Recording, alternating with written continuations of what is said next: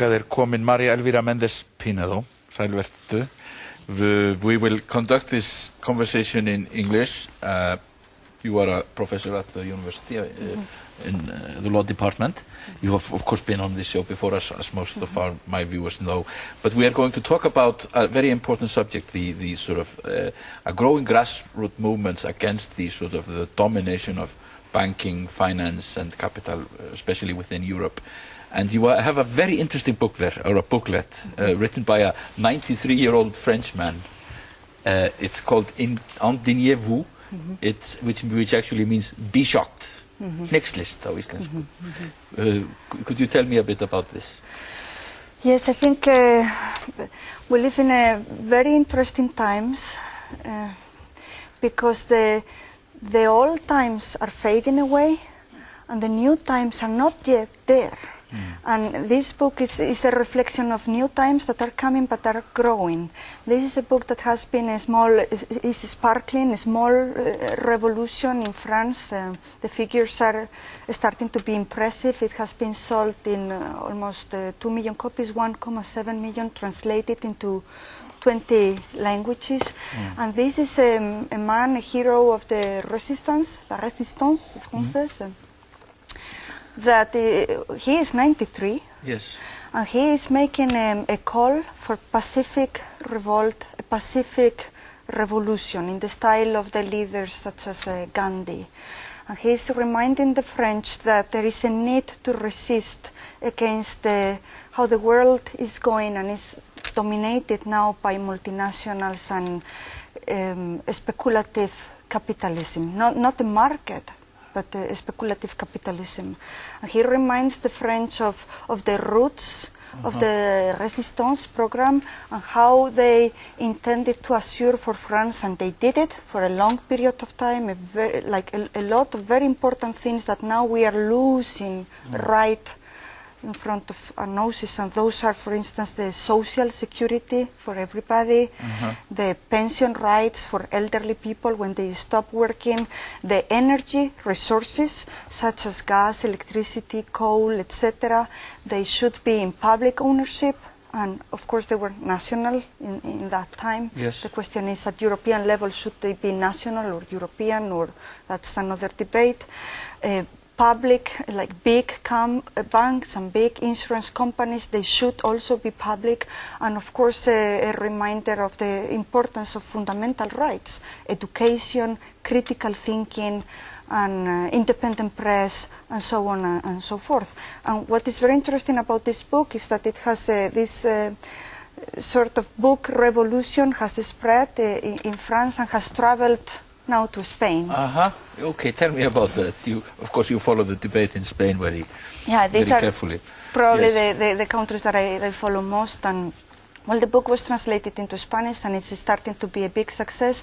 And another book has appeared this week, which is in the same style. It is not in Spanish. It is called Indignaos, and this other book that has appeared in Spain is called Reacciona. React, wake up, and do something. That's the meaning. Yeah.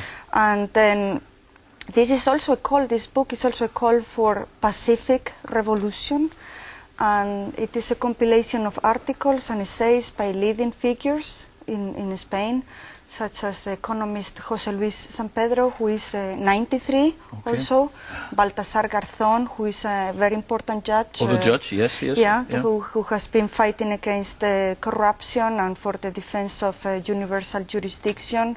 And now he is prosecuted in Spain because he's trying to open up some issues that the Spanish society decided to close 40 years ago, you know, like the memory of the victims of the Civil War. Yes.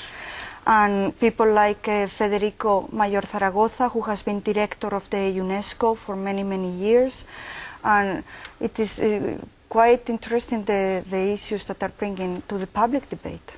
Yes, but this is also a thing that has to be tackled not only on a national level, but of course on a European level, and it's a question of how Europe is reacting to this problem, especially for us. Iceland, this is important when we are thinking of joining the European Union, but also because these are multinational problems.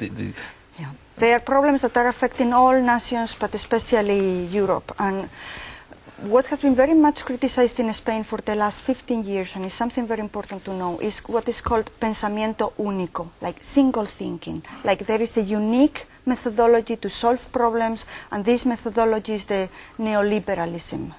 And for 15 years people have been wondering, but there is not really another way to advance, to do things. Why do we have to do things? Why everybody agrees, from the grassroots to the top level of society? Why everybody is going in the same direction and critical voices are silenced? And even the left wing goes in the same direction. When they get into government, they do nearly almost, and most economists think in the same way. And it's for instance, the Zapatero government, they have gone in the same economic direction. The only thing that they have done is to put a little bit of brushes of progressism regarding abortion or maybe marriage of homosexuals or this or that, to show that they're a little bit progressive. But the economic program is the same. And these people are saying, please pay attention, because this is not a financial crisis, this is not an economic crisis, this is an existential and political crisis, because what we have to ask ourselves at national level but also at European level is, what kind of world and society are we creating? Because the value, the money is put, and the money and the profit and speculation is put as value number one of the society, which means that democratic values, ethics, social justice, things that generations, people like my grandfather who died in the Civil War fighting for those ideals, they are put aside and they are substituted for the market. These authors are asking also, why do we have to privatize our most important companies and resources, electricity, the essential services, water, that we need to build up the societies? Why there's no other way around? Why don't we have the role of political parties is very much criticized as like the self-preservation of the political parties, and also they are very critical with the media, because the media now in Spain belongs to big conglomerates, and the journalists are not independent anymore, and the society suffers. So they are like kindly, very peacefully telling to the young generation of Spanish, get out and revolt peacefully. Get out and talk and say, basta. This is enough. And one very nice quote from Federico Mayor Zaragoza is a quote that says, the difference between revolution and evolution lies in the R, which is responsibility. We have the responsibility as citizens to do something, and to question, to adopt, to have a more critical approach to the world that we are building, and to change, because as long as we don't change ourselves, and there has been also debate about ethical banking. There is an ethical banking movement coming to Spain, and a bank called Triodos, that I understand it is coming from Holland. And a lot of, like at the good universities, you know, business universities, they are discussing this model of ethical banking, and they are telling to people, the banks will not change if we don't change.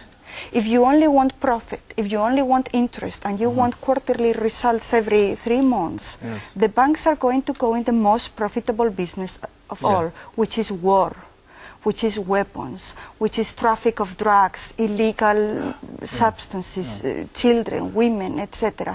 Only when we recover the spirit maybe of the savings banks, the Spanish other, when the people demand other services and forget about the profit and put other focus, then the banks will have to follow that direction, the society will follow. So it is very important that we all change.